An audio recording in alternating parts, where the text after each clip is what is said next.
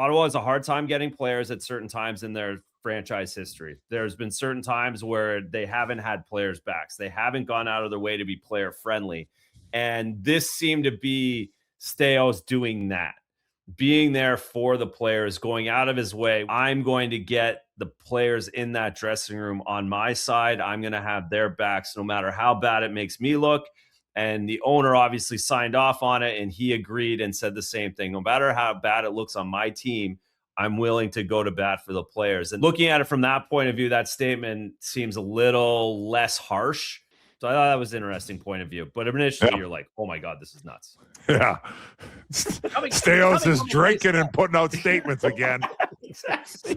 He's Somebody in grab his cocktail. Clearing the crease. Oh. Clearing the crease. Aye, aye,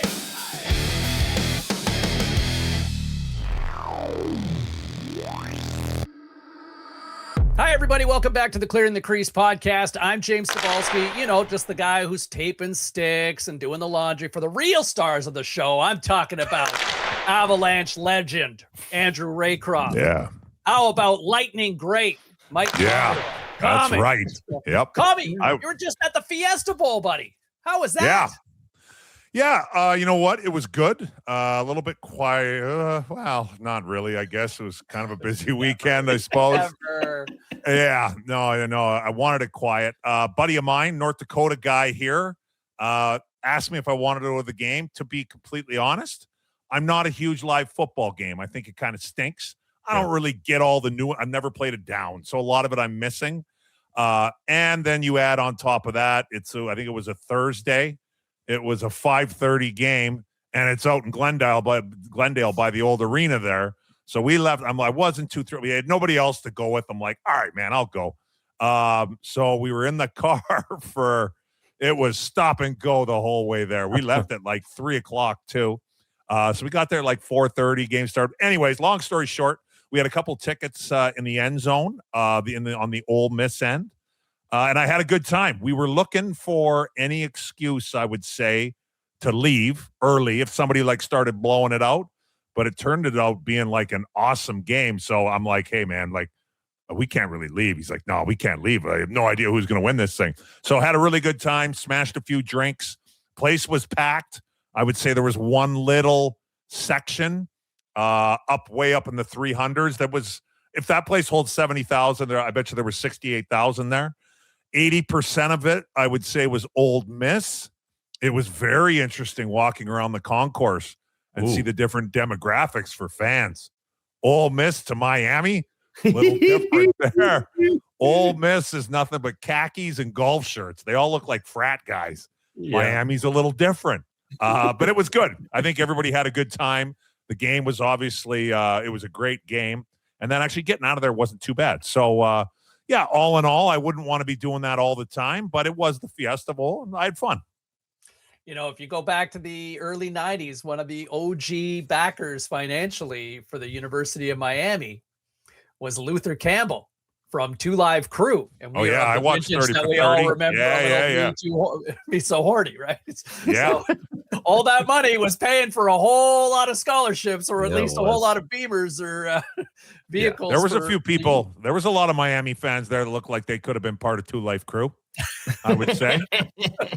I think they would have fit in just fine. But it was good. Everybody, from what I saw, was well behaved. I didn't hear anything. And yeah, it was a great game. I mean, it came right down to the wire. Yeah. Everybody was all fired up. So yeah, it was good.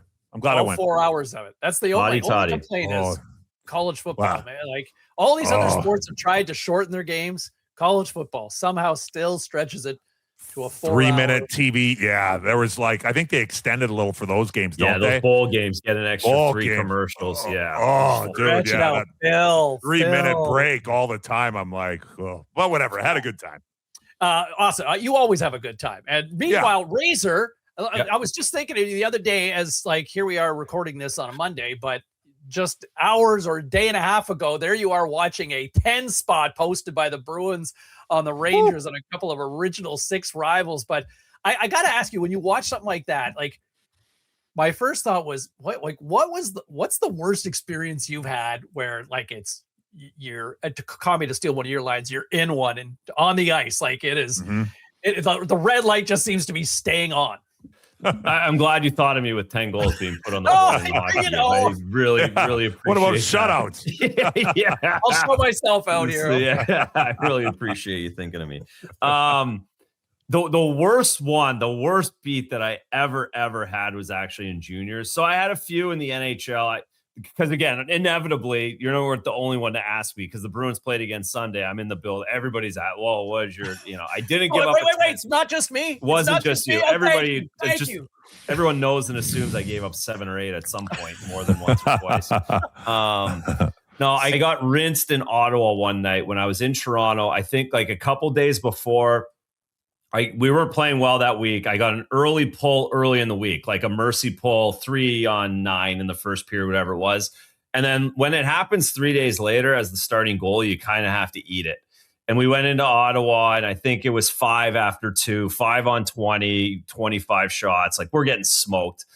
And I remember Maurice coming in. I'm like, no, I'm not coming out again twice in 1 week. Like, just give it to me. So I think I took 8 that night. So does he look at you in that moment? What's that? Do you get a look from the coach in that moment, or you're just like that one? And that's in some of the scenarios you do. In other scenarios, they stick it to you pretty good, or vice versa. They just get you out of there as soon as possible. The worst one I ever took was in Ontario Hockey League. I was actually coming home. I was in Sudbury, coming back to Belleville, my hometown, Belleville. But what happened was they had the game of the week in the Ontario Hockey League, if you remember that. It was on like Global, Channel 3. And we didn't leave. We played Friday night in Sudbury. It's a 7-hour drive by the bus. We didn't leave until Saturday morning and had the game at 2:00. So I think we left at like 6 a.m. in Sudbury. To get to the game for 1:00, like got there an hour early. Belleville was one of the best teams in the league at the time. And they put 14 on us. They put 14 on us in our hometown, in my hometown, in an afternoon game. And I ate 9.5 of them. I ate 10 of them. And finally I snapped. This is embarrassing. Like my parents, my friends from high school, the whole thing. And the guy, Reg Higgs, was the coach, worst coach I ever had. He sizzled me for 10 in my home, and then they ended up getting 4 more. We lost 14-2 on a Saturday afternoon in Belleville one day. That sucked. Do you say anything? Ugly. Like you said, you snapped. Like, I lost it. Yeah, I went right to the dressing room, took my stuff off. Like I was ready to. Like it was the most embarrassing I've ever been as an 18-year-old. Yeah, that one stinks. Yeah. Commie, do you have a night like that? Like even as a defender, like I was about to ask what were the plus minuses like that night? The green jacket that night. There must have been a 7 or 2 in there, maybe 8. Taylor Pyatt definitely was -9 that night. I'm trying to think. I got roasted too. The only one I kind of do remember off the top of my head was we got smoked once in Carolina 9-1. That's the one I think of all the time. But I remember it though. But we got smoked 9-1. But it broke our 9-game winning streak. So it was like, we didn't really care. Like we won 9 in a row. We were going for 10. Atlanta came into Carolina and blew our doors off. I think I'm on the highlight reel. It's the only time every once in a while it comes up. Somebody else, some prick will send it to me on Twitter or whatever. It's like a Kovalchuk's highlights. Yeah. Kovalchuk was a good player when he wanted to be. The thing, in my opinion, that was about half the time. I mean, and at the end of the day, if I had to play him 12 times a year, that's a good thing. But, he came to play that night, and I got, caught. It was on the penalty kill, so I didn't need a minus, thank God. But I got caught crossing over one way, and he went the other at the blue line. And it's like, I might as well not have been out in the ice. I was like, I couldn't even swing my stick at him. I was going the complete wrong way, and he's gone and then put it under the bar, I think. Every once in a while, somebody points that out. But, yeah, that was probably the worst one that I took that I can remember. Anyways, I like forgetting about that stuff, though. Yeah. You make the highlight reel for all the wrong reasons, right? Yeah, that's like I never see any highlights. Yeah. Another one pops up, too, every once in a while. There's a picture of Mario Lemieux. It's one of his, later in his career, maybe his last year or whatever, playing with, Ryan Malone. And I think Crosby might have been I don't know. Did they play together? Yep. Yeah, they would have right at the beginning, I think. Anyways, yeah, there's a picture of like Lemieux with his hands up. He scored right by the net. And in the background, you can see me like peeling into the corner. All you see is Commodore 22. So I'm like, God damn it. I tell everybody it was a 5-on-3. And what do you want me to do? So those are the two that come to mind. Well played. Well played. And Sid's still going strong on, he continues to seem to be making highlights and making history week after week. Before we go any further, you guys talk about these lesser light moments and what you guys, I do them each and every week when we do our Saturday night special, courtesy of Clearing the Crease. We try to pick 3 winners and hopefully get you paid. Now, there's just one anvil attached to that, and that happens to be this guy right here. So without further ado, let's pick 3 winners for this Saturday night in hopes of trying to get you paid right out of the gate. And we're going to talk about this in a little bit, but Pittsburgh, Columbus, the Jackets have a new head coach. Bones is behind the bench. And I'm going to say that new head coach push gives the Blue Jackets a win over Sidney Crosby and those Penguins to avenge that ugly moment in Commodore's career. How about that? Yeah, that's nice. I like that pick for you, Seaball. I was going to steal it, but you decided to keep it. So that's a good pick. I'll go next. Although I am going to contradict myself because these guys are trash since December 1st. I'm going with there's a bunch of 3 and 4s coming up like every week this year, but Kings, Ducks. The second half of it is in Anaheim. Both teams are playing 3 and 4. The Ducks stink right now, but I'm hoping they turn it around. I'll go with the young legs. Colin signed all those old dudes in LA. I'll go with the young guys on Saturday night. Give me the Ducks at home. I like it. I like that one. I was thinking about that one too, Commie. So, but then again, my track record is probably not a good thing. Yeah, exactly. Yeah. Should have told them before that. Should have taken the Kings. Yeah.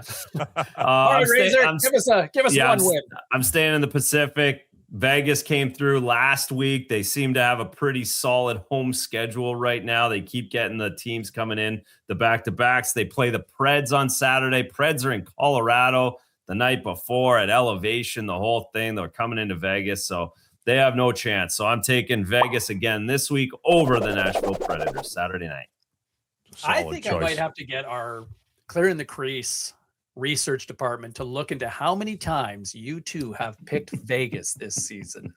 Vegas has been a staple. It's been pretty. Might be the only one that actually wins. Yep. Exactly. Yep. Vegas has been a staple. That's for sure. Here we go.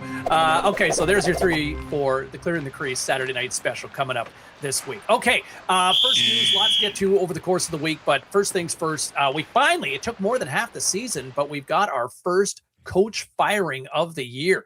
Dean Evason is out despite all the rumblings and all the concern in New Jersey, and Winnipeg got through an 11-game slide, and Scott Arniel, Commie, your boys survived and lived to tell about it. But Dean Evason is out in Columbus, replaced by 70-year-old Rick Bowness, who returns behind the bench as a head coach. Commie, you're the former Jacket here. Let's start with you. Your thoughts on a team that just cannot seem to get itself out of the sort of bottom of the Eastern Conference. Yeah, I'll be honest. This one caught me by surprise. I know they are in the bottom, towards the bottom, if they aren't at the bottom, but everything's tight. This one caught me by surprise because, they just won the last game, but still, Dean's for Columbus Blue Jackets and their overall record in their existence. Dean's a winning coach. Like, he's above 500. He was in an incredibly tough situation last year. And I know last year, but I thought he would have got himself, maybe bought himself some goodwill or whatever the word is I'm looking for there. Apparently not. But yeah, this one caught me a little bit by surprise. Bonus, I've never met him. I've heard he's a very good guy. I will say that he's 70. He's in his 70s. Mm-hmm. I'm not saying he doesn't know what he's doing, but I don't know. This one caught me by surprise. I'm totally guessing. Now, I did send out I'm going to find out what really happened in a little while. I did reach out to Jared Ball, but I said, Jared, let it calm down. I'll talk to you later. So I don't know, and I probably won't share, at least publicly when I do, but if he tells me anything. But my guess is either maybe there was a little tiff maybe between Waddell and Dean.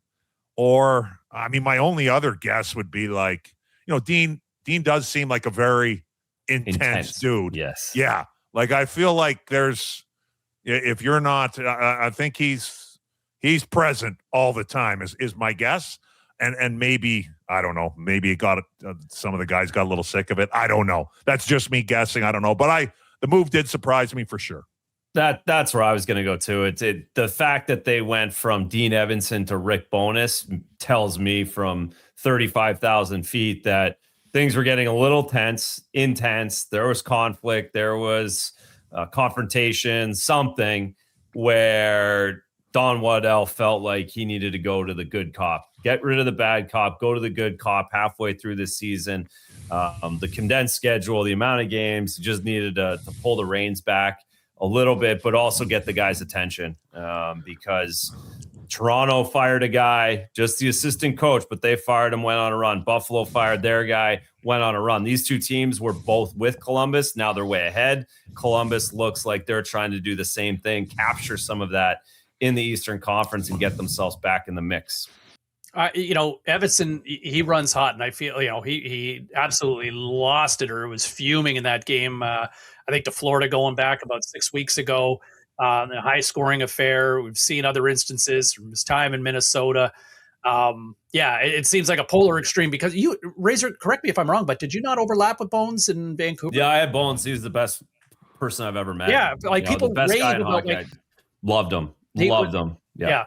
He was the head coach of the Ottawa Senators, when I first, broke into the business and just a wonderful, a very personable human being. So they are extreme personalities. So let's see if more of the reflective pat on the back spurs the Jackets on in the right direction. Commie, you know what? Your teams, all your former teams are in the news right now because the other story this week really has caught fire was the Ottawa Senators. Jesus. Yeah. And here we go. Like the Sens have lost 7 of their last 9. They've lost 4 in a row. And, man, this is a franchise that has had a lot of low points over their 30 years of existence. But this was a recent all-time low where they haven't recovered from it just yet. But rumors swirling around the team last week, and to the point that general manager Steve Staios comes out and issues a statement that totally had the hockey world sit up and go, wow, I don't know if I've seen a GM post something like that before, but essentially talking about Linus Ullmark's leave of absence, but alluding to the fact that, the lowest forms of trolls and sick people who scour the internet. We are disgusted that outside forces are attempting to disrupt our hockey club. So now, for anybody that doesn't know what these rumors are, and they're rumors. So if you want to go search them out, you can go look online for yourself. But the fact is, like, you had Steve Staios, the general manager of the Ottawa Senators, who comes out and says what he does. So now people are going, well, what's he talking about? And so people kind of, oh, really? And Brady Tkachuk then going public with his comments as well, being asked about it in the media, as a lot of the players were having to deal with this now as a result of this. And Brady Tkachuk basically saying, I don't think anybody's happy about a narrative being spread like that. It's okay to critique our on-ice performance, but when it gets into family, it's effing BS. Embarrassing it got to the point like that. I guess first things first, you guys have played. You play at a high level. You play at a point where you're highly scrutinized. But first things first, did you like the GM addressing, at least coming to try to help his team with a statement? Or do you think this put more fuel on the fire, which I feel like it kind of did? Yeah, I'm not going to comment on the rumors because whatever. I'm not touching any of that stuff with a 10-foot pole. But to answer your question on the statement, we're not in Ottawa. I'm not there, but I saw kind of, it was Ian Mendez now, and I like Ian. Like he knows what he's doing and stuff. Great guy, really good guy, and a true professional as well. Very good at what he does. 100%. I like Ian, but in saying that, I will say, like, I didn't really know, like you just touched on. I didn't see anything about a rumor till I saw the statement. I'm like, what is this guy? I mean, I kind of thought the statement was funny a little bit, calling people trolls. And I mean, personally, I liked it, but it doesn't make much sense to me because like we just touched on, people that didn't know anything about it, that aren't cruising around with the trolls on the internet, now are like, well, what's going on? And a quick little search, and now you're reading about what's whatever, the rumors. But yeah, to me, it just throws gas on the fire. And like today's day and age, it's, something seems like a massive deal on Monday. And you're, something that even in your, let's say in your own life, like online, especially let's say I tweet something stupid and oh my God, it's a big thing and my thing's blowing up and you're an idiot and I'm getting roasted online. Well, if you just don't do anything, goes away. Chances are by Tuesday, everybody's forgot.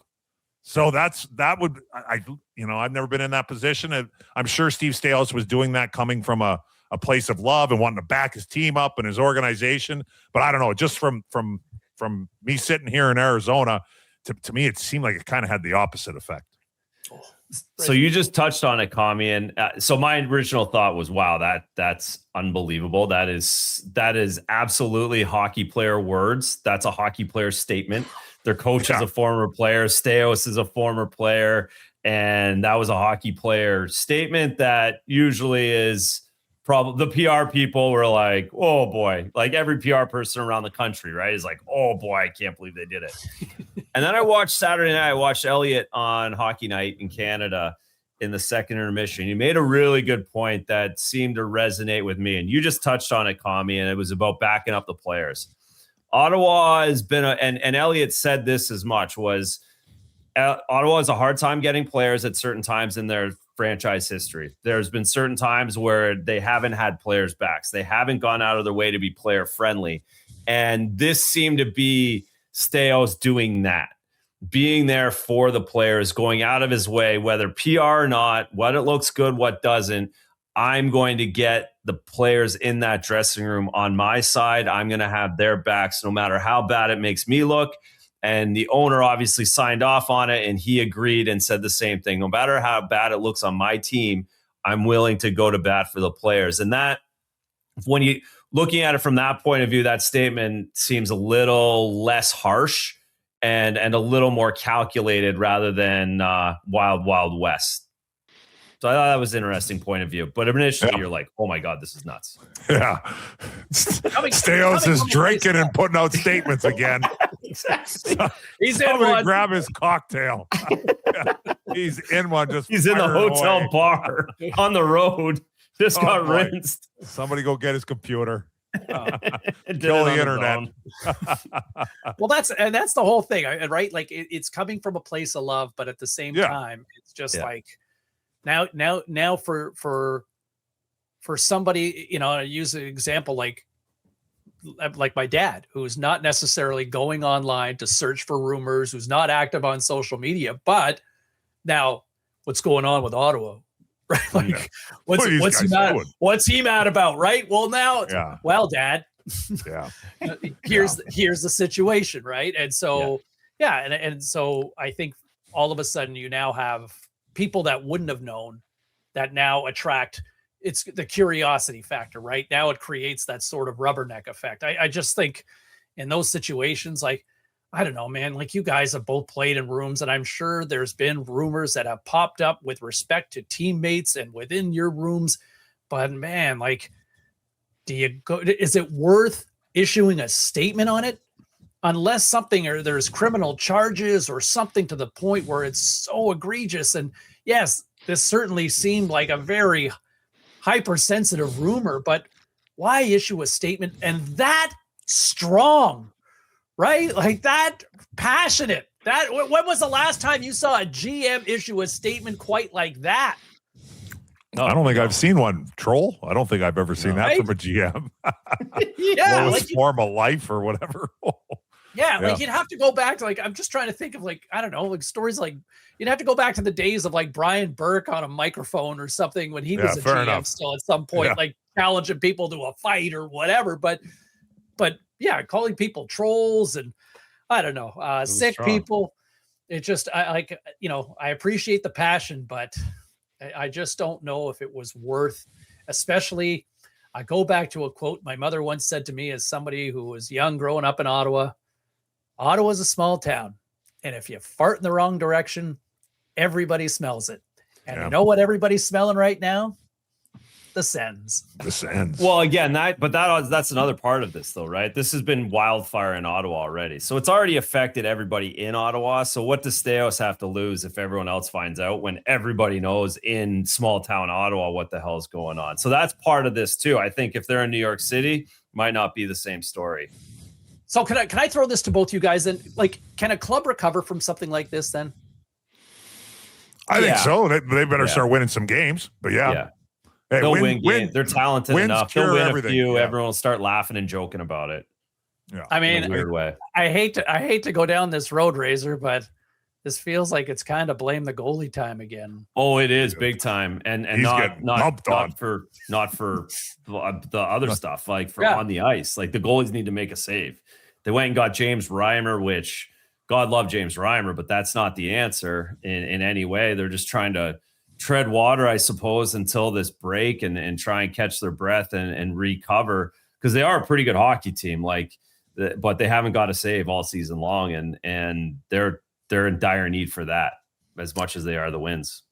It's an odd choice of all the goalies out there. James Reimer is going to be 38 in about a month and a half. Why like it's a weird one. Was he?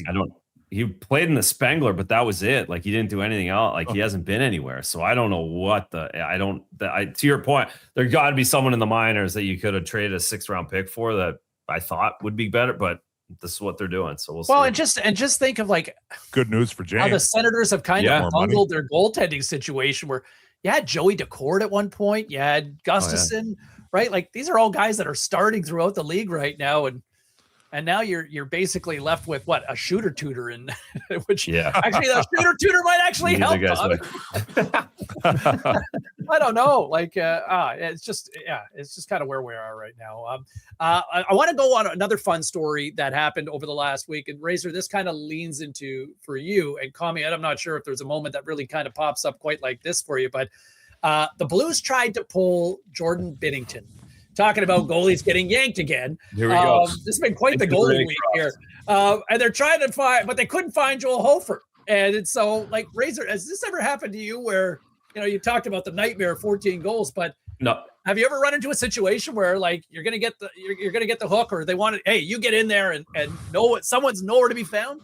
I would have hid one night in Vancouver again, but I was in Dallas. It was after I was in Vancouver, and Vancouver, that was 2011 wagon. They went out. The Twins had 17 points probably, but I got put in the net with 7.5 minutes left in the third period in a 7-2 game, like ready to lose my mind, like had 2 hot dogs by then. I hadn't done anything for literally 2.5 hours in time. It was a hockey night.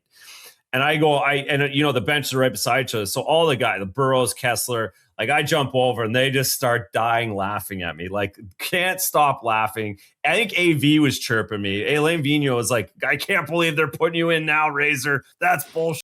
Can't believe it. And I'm going in there like these guys are going to try and sizzle me for 3 just to laugh at me. That was the bat. And this was the same kind of scenario that happened in Chicago, where I don't blame Joel Hoefer for hiding. If I had been in the dressing room, you would not have found me either. Because going in, I don't know why Jim Montgomery was putting him in with 10 minutes left in the third period at that point. That's good. I think it was almost like the goalies had a little partnership a couple months ago saying, if he tries to do this stuff again, we're not leaving and I'm not coming out. So a little mutiny, I think, between the goaltenders.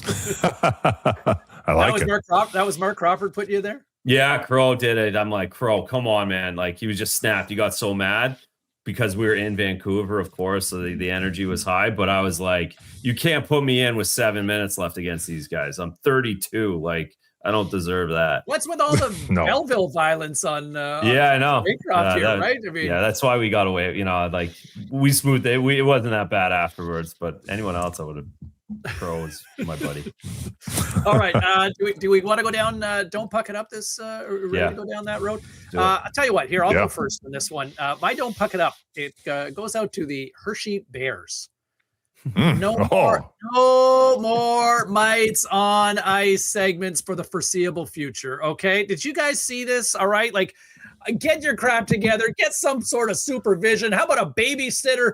But on Saturday night, During the first intermission, the Hershey Bears had their regular Mites on Ice segment in their game against Cleveland, and a brawl breaks out, what is being described as a staged fight between two minor hockey teams from the Central Penn Panthers Hockey Club, okay? So a video goes absolutely viral showing several young kids piling up on one another, throwing punches, throwing haymakers, throwing body checks, shoulder tackles, you name it. It was ridiculous. It was embarrassing. And anyone thinking it was great as an adult, well, you should be ashamed of yourself. Just for perspective, people, Mites on Ice is for the Mites division, is for kids that are 8 years old and younger, right? We're talking just a little bit older than toddlers.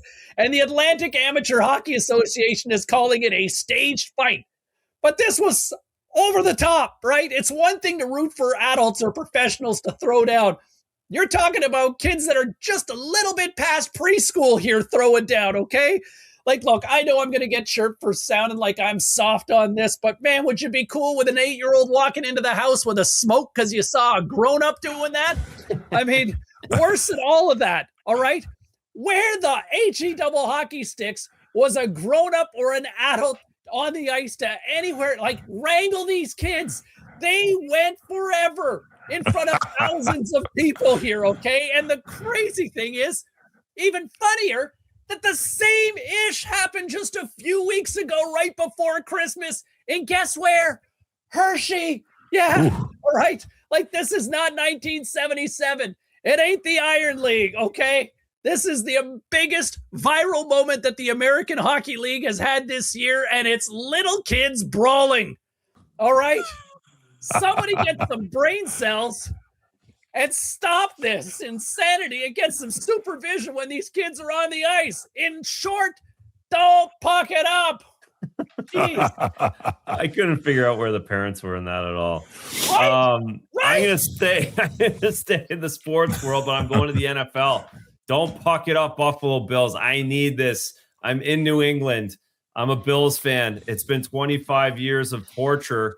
And finally, the Bills have the upper hand. And then all of a sudden, Drake May shows up and the New England Patriots have home field advantage again. So I need the Bills to win in Denver this week. Saturday night special. Maybe we make that a special, put that in somewhere. The Bills winning in Denver and then coming to New England the week after for the AFC Championship game. Bills at New England. I need this. So don't puck it up, Buffalo. I need a few more wins. That's a good one. I like it. Go Bills. You know, Bills and Bears, Super Bowl final. How about that? Who's with me? Who's with me? Perfect. That would be good. I'm going to be there. Yeah, I'll come in for that one. That'd be fun. Where is the Super Bowl this? Oh, it's in California, isn't it? San Fran, yeah. Oh, yeah. Okay. Like I said earlier, I'm going to contradict myself a little bit. I hadn't really been paying too much attention to the Pacific Division, and then I took a look. My Saturday night special pick, I hope they're going to get it together by then. But the Anaheim Ducks, that was kind of our, not just us, but I think kind of in general, kind of the sexy sort of pick to make the playoffs and have a good year, or at bare minimum, take some big steps forward. They came flying out of the gates. I think they were like 19-10 or something. Everything was looking great. And since then, they've been pucking it up. They've lost 9 in a row. And I looked it up. I literally went and counted. They've given up 45 goals in 9 games. That's 5 a game. You're not going to win too many games doing that. I know the games change, but not that much. So stop pucking it up. Let's get the puck together, Anaheim, in time for Saturday night. It's time to get back on the right track. Ooh, that's Joel Quenneville's team too, right? Yeah. Yeah, Joel Quenneville, all that talk of the Jack Adams. That's kind of weird. Well, hey, Commie, on the bright side, if Scott Arniel can survive an 11-game losing streak, that's nothing for Joel Quenneville. Oh, man, what are the Jets doing? Been sitting there just refreshing my Twitter the last week, just waiting for it. God damn it. What's the guy's name? Cheveldayoff, isn't it? The GM? Yeah. You know, and at what point does he have a Twitter account? Not to shove your Scott Arniel rants aside for a moment, but at what point do we start looking at Kevin? Like, Kevin Cheveldayoff's had a great run, but one conference final appearance in 15 years? Let's save that for like down the road. Let's gas the coach first, and then we'll we'll deal Standing with down. them. Standing Yeah, down. Standing down. He's 26, 27. Let's focus on the here and now. Focus on Yeah. taking food from my wife and 25, kids. 26. Yeah, that's right. Get rid of that guy. He ain't no leader. Anyway. Spectacular rant. Great. So there you go. That'll do it for this week's edition. Any final thoughts? Anybody? Anything else? No? Sergei Fedorov, jersey retirement, and Zdeno Chara this week. We'll recap those next week after we see them. But two big Hall of Famers. Chara's on Thursday. Yeah. Sergei Fedorov Monday night. So yeah, let's talk about them next week. But those are two pretty world-class players. Absolutely. I mean, Fedorov was when you talk about electric players in the 90s, that guy is got to be top 5 in from what we saw from him. Perfect hair, perfect style. Different. So, I'll do a little digging. It took a while to get this done, didn't it? Yeah, no, it's a whole thing. Yeah. Let's do digging. We'll talk about it next week. I feel like that could have been in the rafters a while ago. A long time ago. You're right. That was the same thing I thought when I saw that. There's some stuff the tribute video. We'll get to that. We're teasing. Okay. I was like, maybe while we were still playing, actually, that thing probably should have been in the rafters, my guess. Yeah. Oh, and our producers, too. Mitch Marner. Oh, we got that next week, too. God. Mitchie's. I feel like it'd be a whole lot more fun if the Leafs were still trash for him. If you come in, the Leafs are playing pretty good now. Hey, Razor's New Year's resolution coming through. Austin Matthews seems very happy right now, Razor. Yeah, he's motivated. He's motivated. He's happy. Don't puck it up. They're coming on. There you go. Hey, don't forget, you can find me on Spotify, Apple Podcasts as well, Instagram, TikTok, X, you name it. He's Commie. He's Razor. I'm Sobalski. We'll see you next week right here on the Clearing the Crease podcast. See ya.